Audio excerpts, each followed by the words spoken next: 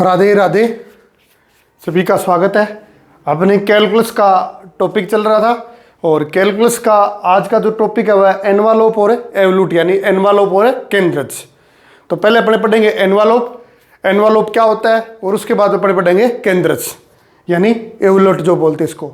अब एनवालोप क्या होता है, पहले देखो इसकी जो बुक की लैंग्वेज है उसके अकॉर्डिंग क्या होता है, फिर मैं बताता हूँ इसके अंदर एनवालोप कैसे फाइंड आउट करते हैं। कि कोई भी वक्र है यानी वह वक्र जो एक प्राचल वाले, जिसके अंदर क्या होना चाहिए, एक कांस्टेंट होना चाहिए, एक प्राचल वाले वक्र कुल के प्रत्येक सदस्य को क्या करता हो, वक्र कुल के प्रत्येक सदस्य को वो क्या करता हो, स्पर्श करता हो, क्या करता हो, स्पर्श करता हो, तथा उस वक्र की बात है जिसको वो स्पर्श कर रहा है, उस वक्र के प्रत्येक बिंदु को कुल का कोई ना कोई सदस्य क्या करे, स्पर्श करे, तो वह वक्र का क्या कहलाता है, एनवालोप कहलाता है। क्या कहलाता है, एनवालोप कहलाता है। अब कुल का मतलब क्या है, देखो जिससे छोटी सी बात लिखी है मैंने कि ये क्या होता है, अपने पास वर्त की समीकरण होती है x square plus y square equal to a square होती है। ये इस वर्त की क्या है, हाँ किसकी इक्वेशन है, टेंजेंट की इक्वेशन है, स्पर्श रेखा का समीकरण है y equal to m x plus a one plus a m square. यहाँ पर m क्या है, प्राचल है, m क्या होता रहेगा, चेंज होता रहेगा, m चेंज होता रहेगा, तो यहाँ पर क्या आएंगे, m चेंज होता रहेगा, जैसे जैसे m को चेंज करेंगे तो वो उस वर्त की क्या अकॉर्डिंग उसकी क्या बनती रहेगी, टेंजेंट। इस तरह क्या बनेगा, अपने पास एक कुल बढ़ जाएगा, उस कुल का समीकरण मैंने ये टेंजेंट की जो इक्वेशन लिखी है इसका जो ना, यानी सारी टेंजेंट को एम यहाँ पर अलग अलग चेंज होगा, एम की वैल्यू अलग अलग कांस्टेंट है, तो कभी कुछ रखेंगे कभी कुछ रखेंगे, तो अलग अलग इक्वेशन आएगी। उन सबको क्या बना दिया, कुल वर्ड बोल दिया, क्या बोल दिया, कुल वर्ड बोल दिया, और उसको क्या लिख दिया, f of x y alpha. Alpha वहां पर क्या होगा, एक कांस्टेंट होगा। तो इस तरह क्या बोलते हैं, कुल बोलते हैं। और कुल का मतलब ये देखो, यानी बहुत एक समीकरणों को इकट्ठा करना, यानी फैमिली को रिप्रेजेंट करना, किसको रिप्रेजेंट करना, फैमिली को रिप्रेजेंट करना। y इक्वल टू जैसे 4, जैसे ये डाल दिया Y square equal to 4ax, ये अब यहां पर a क्या है, हाँ ए पैरामेट्रिक कांस्टेंट है, पैरामेट्रिक है फॉर्म, यानी ए क्या क्या है, कांस्टेंट है, कांस्टेंट है, तो यहां पर a की वैल्यू चेंज करेंगे तो ये किसके कुल को रिप्रेजेंट करता है, पैराबोला के कुल को क्या करता है, रिप्रेजेंट करता है, पैराबोला के। यानी इसके अंदर बहुत सारे जैसे जैसे a की वैल्यू निकालेंगे तो क्या बनते रहेंगे, पैराबोला पैराबोला पैराबोला पैराबोला बनते बन रही। तो ये क्या है, पैराबोला के कुल का समीकरण है। तो ये यहां पर है कि कोई भी वक्र है जो एक प्राचल वाले वक्र कुल के, कोई भी वक्र कुल है उसका प्रत्येक सदस्य को क्या करे, वो स्पर्श करे, तथा उस वक्र के प्रत्येक बिंदु को कुल का कोई ना कोई सदस्य क्या करे, स्पर्श करे, तो वह वक्र का क्या कहलाता है, एनवालोप कहलाता है। तो ये डेफिनेशन होगी, डेफिनेशन एग्जाम में कोई नहीं पूछेगा। अगर अपने सिंपल सी बात करते हैं कौन स्पर्श करता है, तो कोई भी देखो आप कोई भी कर्व लोग उसको स्पर्श हमेशा क्या करेगी, टेंजेंट करेगी, क्या करेगी, टेंजेंट करेगी ना, टेंजेंट करेगी। तो आपको ये ध्यान रखना है कि कोई वक्र है अगर उसके आपको क्या निकालना है, एनवालोप निकालना है, क्या निकालना है, एनवालोप निकालना है। तो उसके अंदर देखो क्रिया विधि क्या करना है अपने को, सिंपल सा है कि जो आपके पास वक्र दे रखा है, वक्र दे रखा है, उस वक्र के अंदर जो क्या दे रखा है आपको, कांस्टेंट दे रखा है, यानी पैरामेट्रिक फॉर्म, यानी प्राचल दे रखा है, प्राचल दे रखा है, उस प्राचल के सापेक्ष क्या कर दो, आंशिक अवकलन कर दो, क्या कर दो, आंशिक अवकलन कर दो। आंशिक अवकलन करने के बाद में उसको किसके कुल पुट कर दो, जीरो के कुल पुट कर दो। एक तो वक्र की समीकरण थी, एक आंशिक अवकलन करने के बाद में उसको किसके कुल पुट कर दिया, जीरो के कुल पुट कर दिया। कितनी समीकरण बन गई, 2 समीकरण बन गई। उन्हीं दोनों समीकरणों को सोल्व करते हुए जो कांस्टेंट था उसको क्या करना है, गायब करना है। कांस्टेंट को गायब करने के बाद में जो इक्वेशन आपकी तैयार होगी वो इक्वेशन क्या होगी, एनवालोप की क्या हो जाएगी, इक्वेशन हो जाएगी। किसकी हो जाएगी, वक्र की इक्वेशन दे रखी है, उस वक्र की इक्वेशन से पैरामेट्रिक फॉर्म, पैरामेट्रिक यानी जो कांस्टेंट है उसको क्या करना है, अपने को गायब करना है। कैसे गायब करेंगे, जो कांस्टेंट दे रखा है उसके विद रिस्पेक्ट टू क्या करेंगे, पार्शियल डेरिवेटिव कर देंगे। पार्शियल डेरिवेटिव करने के बाद उसको इक्वल टू क्या कर देंगे, जीरो कर देंगे। एक वक्र की इक्वेशन होगी, एक इक्वल टू जीरो कर दिया, 2 इक्वेशन बन गई। उन दोनों इक्वेशन को सोल्व करके उस पैरामेट्रिक को क्या कर देंगे, वहां से गायब कर देंगे। तो जो इक्वेशन बनेगी वही क्या बनेगी, एनवालोप की इक्वेशन बनेगी।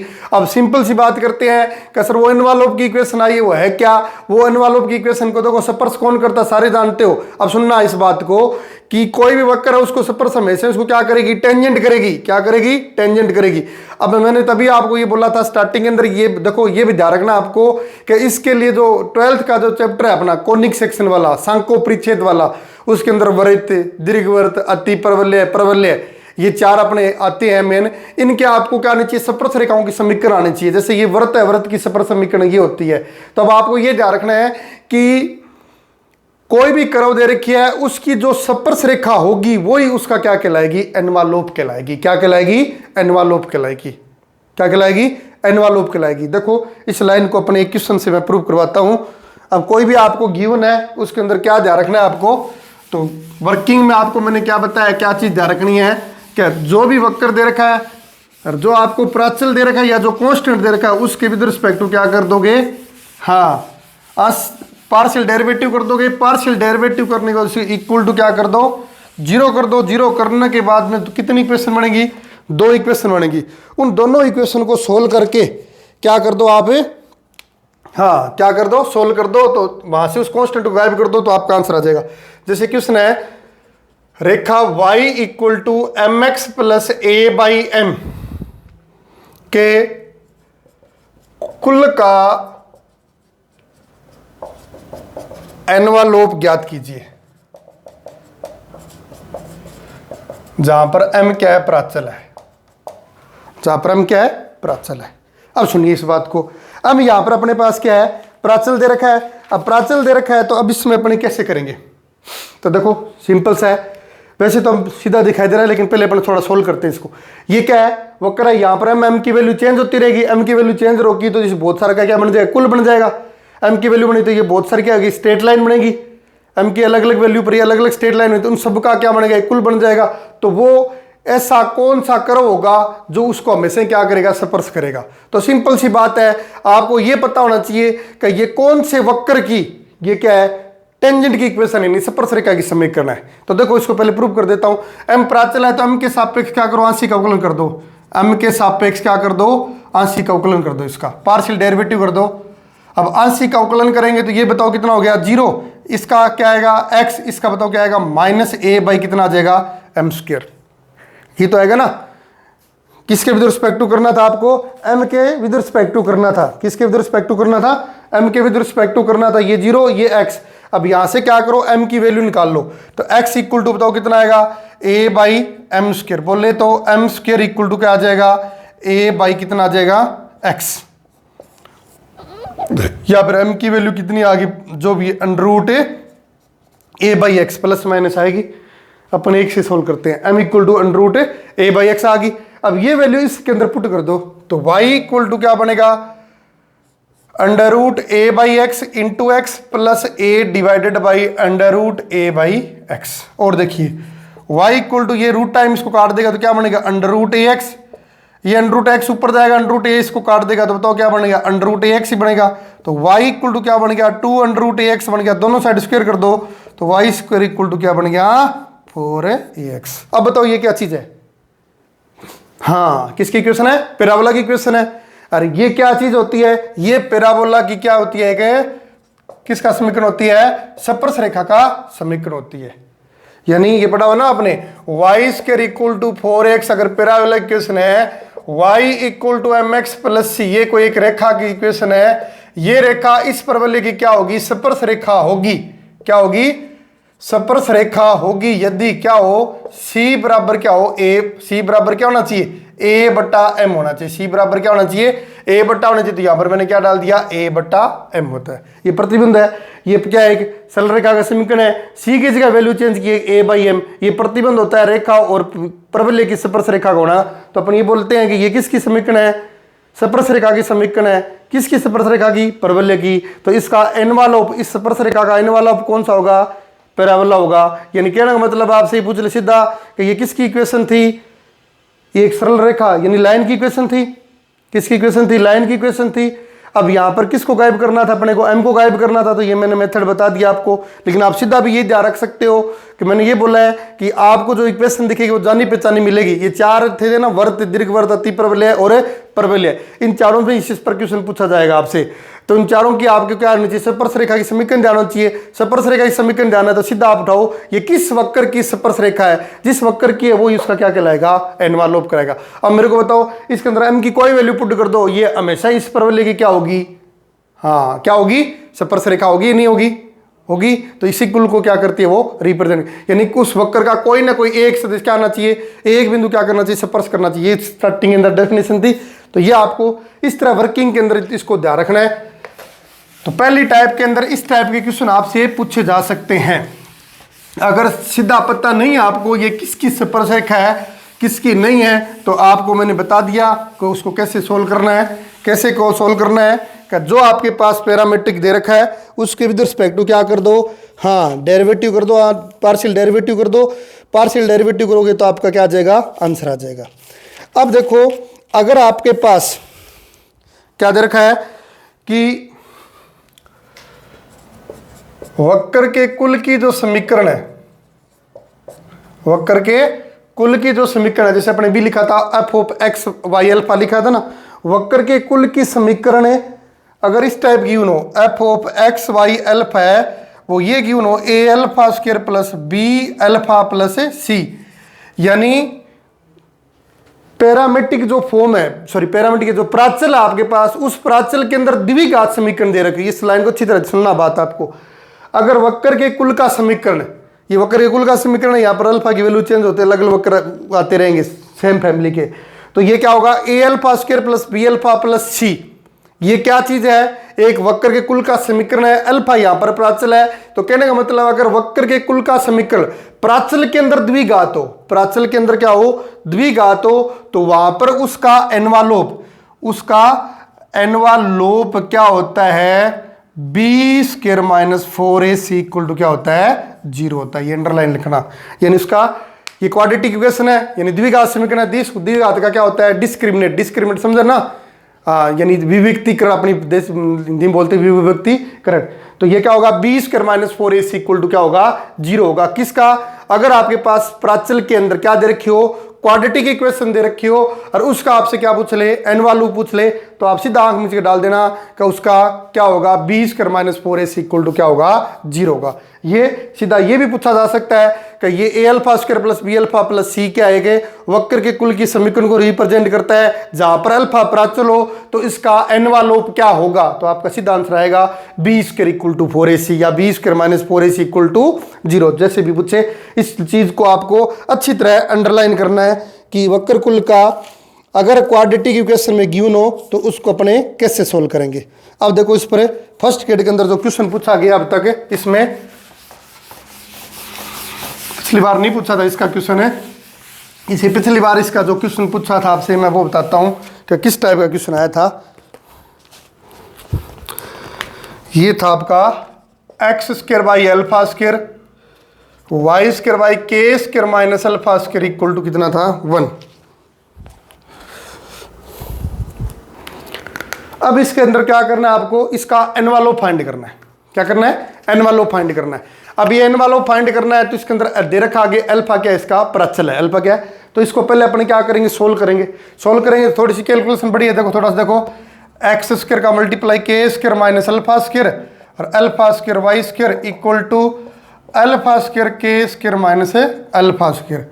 अब इसकी से मल्टीप्लाई करेंगे तो x square k square x square alpha square y square alpha square k square minus alpha की पावर 4।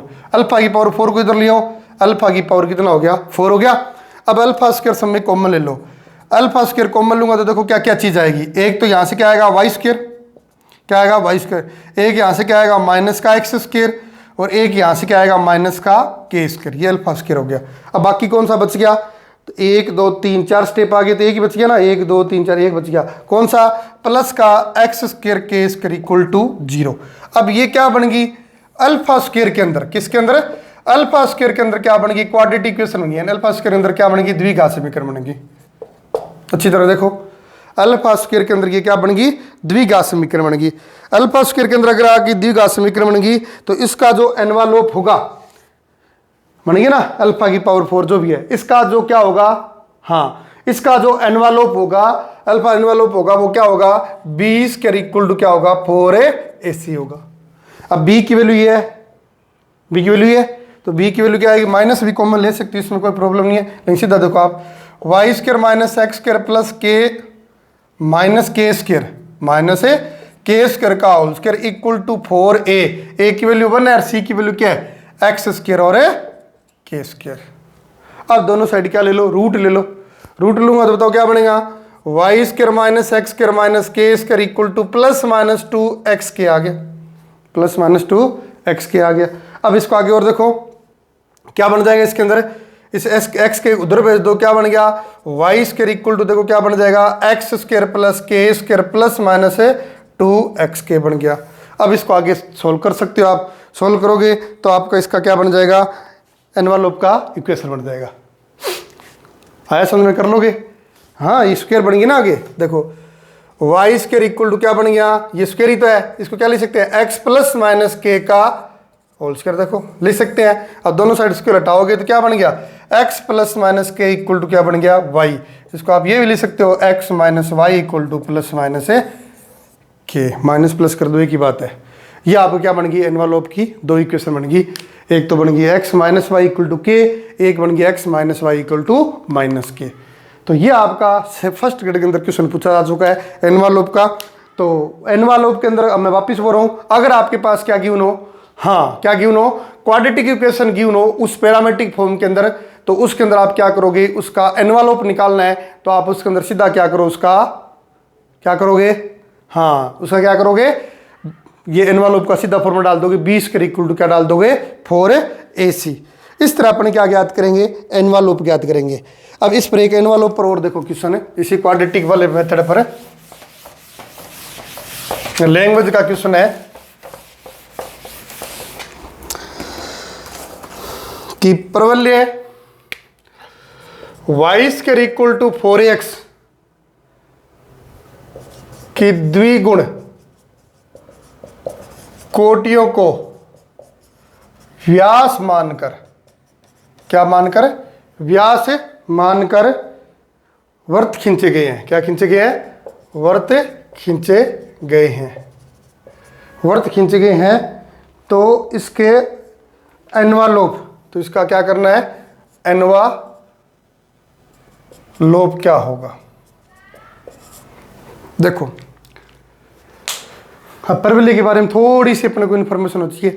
द्विगुण कोटि यानी डबल ऑर्डिनेट, दो होता है, एक लेटस रेक्टम होता है और एक डबल ऑर्डिनेट होता है, यानी एक नाभि लंब बोलते हैं और एक द्विगुण कोटि बोलते हैं। दोनों में एक चीज का डिफरेंस होता है, नाभि लंब होता है वो नाभि से गुजरता है, और डबल ऑर्डिनेट बोलते हैं इसको, यानी द्विगुण कोटि इंग्लिश में। तो द्विगुण कोटि होता है वो कोई जरूरी नहीं है वो किससे गुजरे, नाभि से गुजरे, ये आपने अच्छी तरह पढ़ा होगा। अब देखो ये आपके पास मान लो कोई परवलय है, ये इसकी कोई नाभि होगी वाई स्क्वायर इक्वल टू, ये मैंने इसका क्या बना लिया एक द्विगुण कोटि बना ली। कौन सी बना ली, द्विगुण कोटि। अब द्विगुण कोटि के अपने क्या मान लेंगे, कोऑर्डिनेट मान लेंगे। क्या मान लेंगे, कोऑर्डिनेट लेट करेंगे। तो पैरामेट्रिक फॉर्म में लेट कर लेता हूँ a t square comma 2at, और एक ये लेट कर लेता हूँ a t square minus 2at। अब क्या पूछा इसने, परवलय की द्विगुण कोटियों को व्यास मानकर, ये व्यास है, इस व्यास को मानकर एक वर्त खींचा गया, ये व्यास बन गया, ये एक तरह इस तरह वर्त बन गया, ये वर्त का क्या बन गया, व्यास बन गया। अब वर्त का व्यास बन गया तो ये डायमीटर फॉर्म जानते हो, व्यास रूप, हाँ सारी बात याद होनी चाहिए। वर्त का ये होता है ना, ये x1 y1 है और ये x2 y2 होता है, तो इस वर्त का व्यास समीकरण जानते हो ना, क्या होता है x माइनस x1, सीधा लिख रहा हूं मैं x माइनस x1 और x minus x2 plus y minus y1 और y minus y2 equal to 0। अब इसको सोल्व कर दो, सोल्व करोगे तो देखो इसकी होल स्क्वायर बन जाएगी, क्या बन जाएगी x माइनस ए टी का होल स्क्वायर बन जाएगा, और आगे क्या बन जाएगा a plus b a minus b, y square minus 4a square, और क्या बन जाएगा टी स्क्वायर बन जाएगा। इसको सोल्व दो, x square plus a square t की पावर कितना हो गया 4 minus 2ax t square plus y square minus 4a square t square equal to 0। अब यहाँ पर टी क्या है, प्राचल है, टी चेंज होता रहेगा। तो अब इसके अंदर ये टी के अंदर देखो बाई क्वाड्रेटिक इक्वेशन बन गई, यानी द्विघात समीकरण बन गई, द्विघात टी स्क्वायर के अंदर क्या आनेगा देखो a स्क्वायर टी की पावर 4। अब टी स्क्वायर देखो इन दोनों में कॉमन आ जाएगा, तो मैं माइनस टी स्क्वायर कॉमन ले लेता हूँ, क्या आएगा 2ax और प्लस का 4a स्क्वायर हो गया। अब ये आ गया टी स्क्वायर दोनों बच गया कौन सा, plus x square y square equal to क्या बन गया 0 बन गया। अब इसको आगे देखो ये क्या बन गया, टी के अंदर बन गया। तो इसका अगर एनवलप चाहिए मेरे को, तो इसका एनवलप क्या होगा, इसका एनवलप होगा 20 square equal to 4ac। 20 square करूंगा तो आंसर आएगा 2ax प्लस 4a स्क्वायर का होल स्क्वायर, 4a की वैल्यू a स्क्वायर और इसकी value x square plus y square. अब इसको सोल्व कर दो। अब इसको सोल्व करोगे दिमाग लगाओ सीधा, मैं 2a कॉमन ले लेता हूँ यहाँ से, क्या कॉमन ले लेता हूँ 2a कॉमन लूंगा तो 4a स्क्वायर कट जाएगा, 2a कॉमन लिया तो यहाँ पर क्या बचा बताओ x बचा, यहाँ से 2a कॉमन लिया तो क्या बच गया 2 और a का होल स्क्वायर इक्वल टू क्या आ गया x square plus y square. इसको सोल्व कर दो या फिर इसके आपके पास जो भी इक्वेशन बनेगा। अब ऑप्शन में किस टाइप का गिवन है, ये एनवालोप x स्क्वायर से x स्क्वायर भी कट जाएगा, वो भी आप सोल्व कर सकते हो। तो इसके एनवालोप का जो समीकरण बनेगा वो जो दे रखा है वो देखो ये आगे सोल्व कर रखा है इसने, x square plus 4a square plus कितना आएगा 4ax इक्वल टू क्या आएगा x स्क्वायर प्लस है, ये इससे क्या हो जाएगा कट जाएगा, y square equal to 4a common आ जाएगा, 4a कॉमन आएगा तो आंसर क्या आ गया a प्लस x। ये इसका क्या बन गया, इस क्वेश्चन जो था द्विगुण कोटि को जो वर्त बनाया था उसके क्या बन गया एनवलप। कहने मतलब उसकी किसकी क्या बन जाएगी अपने एनवलप टेंजेंट की इक्वेशन बन जाएगी। ये इसकी टेंजेंट की इक्वेशन थी। ये जो इक्वेशन है ये इस कर्व की क्या है टेंजेंट है, आती नहीं है अपने को ये, क्योंकि ये अपने नहीं पढ़ते कि कोई पर्टिकुलर कर्व है नहीं जिसके अपने टेंजेंट याद हो। तो पर्टिकुलर जो मेथड मैंने पहले बताया था, जो पर्टिकुलर कर्व अपने जो 4 पढ़ते हैं उनकी अगर सीधा क्वेश्चन आ जाता है तो जैसे मैंने पहला क्वेश्चन किया था क्या y equal to m x plus a by m, इसका एनवलप ज्ञात करो, सोल्व करने की जरूरत नहीं है, सीधा लिखो y square equal to 4x। जैसे अब ये दे दे y equal to m x plus a under root 1 plus a m square, इसके एनवलप का समीकरण लिखो। ये वर्त की है, किसकी है वर्त की, सीधा आंसर लिखो x square plus y square equal to a square. तो इस तरह आपको ये 2 मेथड होता है मैंने एनवलप फाइंड करने के, किसके एनवलप फाइंड करने के 2 मेथड बता दिए आपको। इन दोनों मेथड से आप किस सुने ज्यादा इसकी पॉसिबिलिटी है कि इसके अंदर हाँ एनवलप सीधी अगर करो कि इक्वेशन गिवन हो, आपकी इन चारों की तो याद रखनी है कि वो मैं आप 12th वाला टॉपिक करते हो तो वो आपको भी निश्चित रूप से चारों आपको ध्यान रखनी पड़ेगी। चारों आप उसमें ध्यान रखो। चारों का अगर सीधा आ जाता है तो सीधा आप बोल दो कि इसका ये होगा, अगर वो नहीं आता है इसके बाद में अलावा ये आता है तो इसका मैंने आपको बता दिया। क्वाड्रेटिक के अंदर पूछेगा, क्वाड्रेटिक के अंदर पूछेगा तो ये आएगा। अब देखो एक बार जैसे ये था ऐसे क्वेश्चन भी पूछ लेकर आगे, a alpha square 2b alpha plus c equal to 0, alpha यहां पर कोई प्राचल है तो इसके एनवलप का समीकरण लिखो, एनवलप का। तो अब जल्दबाजी मत कर देना b square equal to 4s, क्योंकि यहाँ पर b की जगह 2b है, b की जगह क्या है 2b है, तो इसको क्या लिखोगे, इसका स्क्वायर करोगे तो 4b square equal to 4ac, इससे कट जाएगा तो सीधा आंसर क्या आएगा b स्क्वायर इक्वल टू क्या आएगा ac। इस चीज को भी ध्यान रखना है, वो a alpha square plus b alpha plus c equal to 0, तो एनवलप क्या था हमने b स्क्वायर इक्वल टू क्या बताया, हाँ बताओ b square equal to ac। इस तरह आप एनवलप फाइंड कर सकते हो। जैसे एक और देखो, कितने क्वेश्चन करो इस पर प्रैक्टिस, कोई प्रॉब्लम है जैसे एमपी है, अब इस पर ऑप्शन से रिलेटेड सीधा क्वेश्चन हो जाएगा आपका। अब इस पर ऑप्शन कैसे बनते हैं वो ऑप्शन पर डिपेंड करेगा। अब y equal to m x plus c, अब यहाँ पर अगर मैं m की वैल्यू p की वैल्यू -1 पुट कर देता हूँ, देखो p की -1 पुट करूँगा तो y equal to m x plus a by m. अब ये किसके इक्वेशन है, किसका एनवलप है, y square equal to 4x। अब अगर ऑप्शन p की वैल्यू पर दे रखा है तो वहां पर p की वैल्यू -1 पुट करके देखो आपका आंसर क्या जाएगा, सीधा सेटिस्फाइड करके इस तरह आप फाइंड आउट कर सकते हो वो क्या ऑप्शन आपको गिवन है, उस ऑप्शन के अकॉर्डिंग आप इसे क्वेश्चन को कर सकते हो। अब आगे है छोटा सा, एनवलप भी बड़ा था, केंद्रज में ज्यादा नहीं पूछेगा आपको। केंद्रज की देखो सबसे पहले आपको डेफिनेशन की, केंद्रज होता क्या है, हेडिंग डालो केंद्रज, क्या डालो केंद्रज। तो इसका क्या होगा, वक्र के वक्रता केंद्र का बिंदु पथ क्या कहलाता है, केंद्रज कहलाता है। ये तैयारी पिछले वाले वीडियो में बताया था ना आपको वक्रता केंद्र के बारे में, कि वक्र के वक्रता केंद्र क्या कहलाएगा, का बिंदु पथ क्या कहलाएगा, केंद्रज कहलाएगा। वक्रता केंद्र पढ़ा था ना अपने, याद करो x माइनस एक्स बार का whole square plus y minus y bar का होल स्क्वायर इक्वल टू क्या था, आर स्क्वायर। ये वक्रता वृत्त की समीकरण थी जिसके अंदर x बार y बार क्या थे, उसके केंद्र के निर्देशांक थे, r उसकी वक्रता त्रिज्या थी। x बार का फॉर्मूला पढ़ा था साइड तक, x minus y1 y plus 1 plus y1 का स्क्वायर डिवाइडेड बाय y2, और y बार का फॉर्मूला पढ़ा था y प्लस ये पॉजिटिव आ जाता है 1 प्लस y1 स्क्वायर डिवाइडेड में y2। इस तरह ये फॉर्मूले पढ़े थे।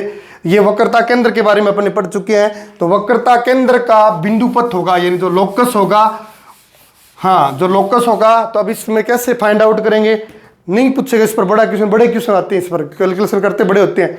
यानी वक्र के वक्रता केंद्र का बिंदु पथ क्या कहलाता है, केंद्र कहलाता है, इतनी जानना लेकर को, या फिर अपने इसके अंदर इसमें उसमें स्पर्श रेखा की बात की, यानी कोई वक्र है, कोई भी वक्र है, उसके क्या करो, अभिलंब का समीकरण ज्ञात कर लो। किसका, अभिलंब का समीकरण ज्ञात करो। उस अभिलंब का क्या कर ले लो आप, बिंदु पथ ले लो, यानी उस अभिलंब के अंदर क्या आपके पास क्या गिवन है, उसके अंदर जो पैरामीट्रिक अक्षर दे रखा है उसको वहां से क्या कर दो, गायब कर दो।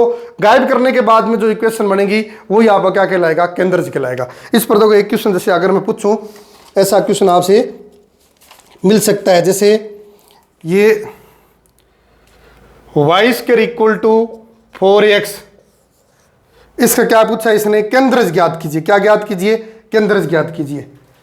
अब केंद्रज ज्ञात कीजिए, अब पैराबोला है तो इसका आपको अभिलंब का समीकरण ध्यान होना चाहिए। इसके अभिलंब का समीकरण क्या होता है, y equal to m x minus 2am minus am cube होता है। जहां तक मेरे को याद है कि पैराबोला के अभिलंब का जो समीकरण होता है वो यही होता है, y equal to m x minus 2m minus am cube. उसके अंदर तो आपको टेंजेंट की इक्वेशन ध्यान रखनी थी एनवाल लूप के अंदर। इसके अंदर क्या करनी है, उस कर्व के अभिलंब की आपको ध्यान रखनी है। क्या रखनी है, तो सीधा भी पूछा जा सकता है कि वक्र केंद्र क्या होता है, तो अभिलंबों का जो होता है, कोई वक्र है उसके अभिलंब की जो इक्वेशन है उसका जो बिंदु पथ होगा वही उसका क्या कहलाएगा, केंद्रज कहलाएगा। या दूसरी परिभाषा, वक्र के वक्रता केंद्र का बिंदु पथ क्या कहलाता है, क्या कहलाता है, हाँ यही कहलाता है, क्या कहलाता है, केंद्रज कहलाता है। अब इस क्वेश्चन के अंदर पूछा आपसे क्या पैराबोला का क्या निकालिए, अभिलंब का समीकरण निकालिए, तो आप कहोगे पैराबोला के सॉरी अभिलंब का, पैराबोला का केंद्रज ज्ञात कीजिए। क्या ज्ञात कीजिए, केंद्रज ज्ञात कीजिए। तो आप इसके अभिलंब का समीकरण लिख दो, y equal to m x minus 2am minus है। अब यहाँ पर उसको अंदर वही मेथड डाल दो, पीछे m को गायब करना है क्योंकि m यहाँ पर प्राचल है, तो m के विद रिस्पेक्ट टू आंशिक डेरिवेटिव कर दो 0, ये x minus 2a minus 3am square. अब इसको सोल्व करोगे तो 3am स्क्वायर का आंसर कितना आ जाएगा, x माइनस 2a, तो m स्क्वायर की वैल्यू कितनी आएगी, x minus 2a divided by 3a, तो m की वैल्यू कितनी आ जाएगी, under root x minus 2a divided by 3। ये वैल्यू इसके अंदर पुट कर दो तो आपका इक्वेशन क्या है, y equal to m x minus 2am minus am cube. तो y का एज इट इज m की वैल्यू पुट कर दो, m की वैल्यू क्या आंसर आएगा आपके पास, m है ना इसके अंदर, m की वैल्यू पुट कर दो, तो m की वैल्यू कितनी है, under root m square put करो, चलो ऐसे ही कर दो, x minus 2a divided by 3a into x, फिर माइनस 2a, और ये वापस क्या आएगा, x minus 2a divided by 3 minus a square. अब इसकी इससे कैलकुलेशन तो बड़ी हो जाएगी, आप ऐसे करो, पहले m कॉमन ले लो, इसमें से m कॉमन लेंगे तो ये सीधा आएगा x माइनस 2a और माइनस में am स्क्वायर आएगा। अब यहाँ पर m स्क्वायर की वैल्यू पुट कर दो, पहले कैलकुलेशन ईजी हो जाएगी। m स्क्वायर की वैल्यू पुट करूँगा तो m स्क्वायर की वैल्यू क्या आएगी, x minus 2a divided by कितना आएगा, 3a, a से क्या हो जाएगा, कट जाएगा। अब अंदर वाले को सोल्व कर देना, पहले अंदर वाले को सोल्व करूँगा तो देखो x माइनस 2a ये क्या बन जाएगा, माइनस एक्स बाई 3 और प्लस 2a बाई 3, इनको ऐड कर दो तो y इक्वल टू क्या बन गया, m, x में से x बाई 3 माइनस करेंगे तो 3 में से 1 में से 3 करें 2 बटा 3, तो 2x बटे 3। अब इसमें से इसको घटाएंगे तो 3 2 6, 6 में से 2 घटाएंगे कितना होगा 4, तो आंसर कितना आ गया, माइनस 4a डिवाइडेड बाई 3। तो लास्ट आंसर क्या बन गया, y equal to m, 2 common उठा लो तो 2m, फिर ये क्या बन गया, x minus 2a divided by 3। अब ये बन गया।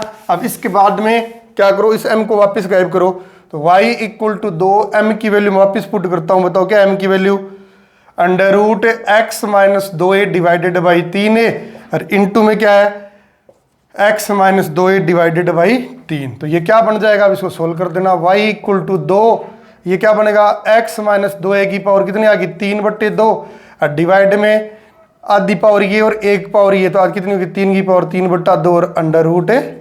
इसको इकट्ठा कर देना, ये आपके क्या आ जाएगा, केंद्रज का समीकरण। इतना बड़ा नहीं पूछेगा आपसे, वापिस मैं बोलता हूँ, इसके अंदर आपको पॉसिबिलिटी है क्या, एनवाल लूप फाइंड करने की। केंद्र से पूछेगा तो सीधी तो नहीं पूछेगा, केंद्रज होता क्या है, केंद्रज क्या होता है, वक्रता केंद्र का बिंदुपथ होता है वही क्या होता है, केंद्र जो होता है, या फिर अभिलंब वाली बात याद रखनी है। एन वालों पर आपसे एग्जाम इसके अंदर क्वेश्चन पूछा जा सकता है। ये अपना टॉपिक कंप्लीट होता है एन वालों पर केंद्र के लिए। और आगे नए वीडियो के साथ मिलेंगे। कैलकुलेशन अपना टॉपिक चल रहा है, कैलकुलेशन को कंप्लीट करेंगे, फिर आगे वाला नेक्स्ट टॉपिक लेंगे। तब तक के लिए नेक्स्ट वीडियो तक जय श्री कृष्णा, राधे राधे।